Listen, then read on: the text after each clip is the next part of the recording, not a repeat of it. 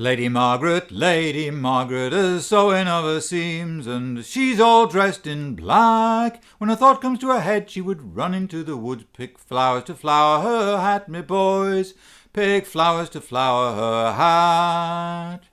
So she's lifted up her petticoats a bit above her knees, and so nimbly she's run o'er the plain. And when she's come to the merry greenwood, she's pulled them branches down, down. She has pulled them branches down. Then suddenly she saw a fine young man stood underneath the tree, saying, "How dare you pull them branches down without the leave of me, lady, without the leave of me?" She said, "This little wood, it is me very own, me father give it me, and I can pull these branches down without the leave of thee, young man, without the leave of thee." Then he's taken her by the lily-white hand and by the grass-green sleeve, and he's laid her low down on the ground. And he's never once asked her leave, me boys, no, he's never once asked her leave. And when that it was done, she has turned herself around for to ask her true love's name, but she nothing heard and nothing saw, and all the woods grew dim, me boys, yes, all the woods grew dim. There's 24 ladies all in the court, grown red as any rose, excepting 4 young Margaret, and pale and wan she goes, me boys, yes, pale and wan she goes. And up and spake the first serving girl, she lifted her head and smiled, "Oh, I think my lady's loved too much, and now she goes with child, me dears, yes, now she goes with child." And up and spake the second serving girl, "Oh, ever and alas," said she, "Oh, I think I know a herb in the merry greenwood will twine the babe from thee, lady, will twine the babe from thee." So Margaret's taken up a silver comb, made haste to comb her hair, and she's away to the merry greenwood just as fast as she could tear, me boys, just as fast as she could tear.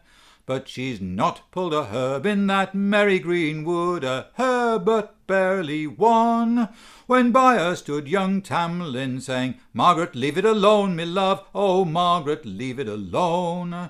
Oh, how can you pull that bitter, bitter herb, the herb that grows so grey, to take away the sweet babe's life that we got in our play, me dear, that we got in our play?"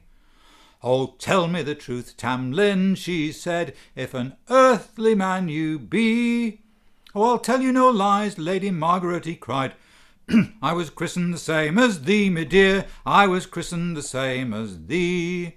But as I rode out one cold and bitter morn, from off me horse I fell, and the Queen of Elfland, she's taken me in yonder green hill to dwell, me dear, in yonder green hill to dwell.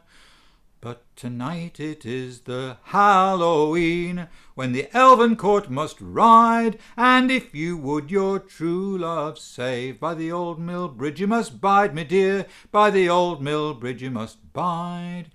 And first will come the black horse, and then come by the brown, and then me on the white, but you'll hold me fast and fear me not, and I will do to you no harm, me love, I will do to you no harm. And then they will change me all in your arms into many a beast so wild, but you'll hold me fast and fear me not. I am the father of your child, you know, I am the father of your child." That night she took her petticoats all in her hand, a mantle in her arms, and she's away to the old mill bridge just as fast as she could run, me boys, just as fast as she could run. And she's looked up and she's looked down, and she's looked all around, but she nothing heard and nothing saw. Not a mortal sound she heard at all, not a mortal sound she heard. Then at the dead hour of the night she heard the harness ring, and oh, me boys, it chilled her heart. More than any mortal thing it did, more than any mortal thing. And then came by the black horse, and then came by the brown, and then raced by the white. But she held it fast and feared it not, and it did to her no harm, me boys, no, it did to her no harm. And the thunder crashed across the sky, and the stars they blazed like day, and the Queen of Elfland gave a thrilling cry, "Oh, young Tam Lin's away, away, oh, young Tam Lin's away." And then they have changed him all in her arms into a lion that roared so wild, but she's held it fast and feared it not.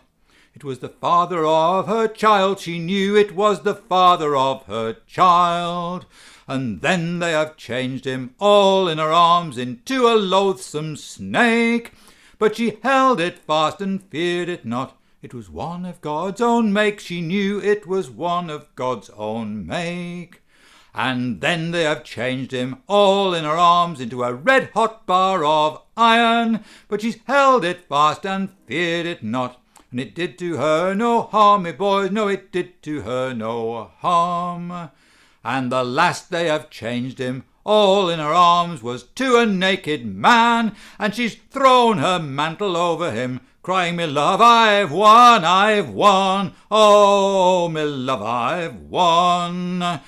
And out and spake the Queen of Elfland from the bush wherein she stood, saying, "I should have torn out your eyes, Tam Lin, put into eyes of wood, dead wood, put into eyes of wood.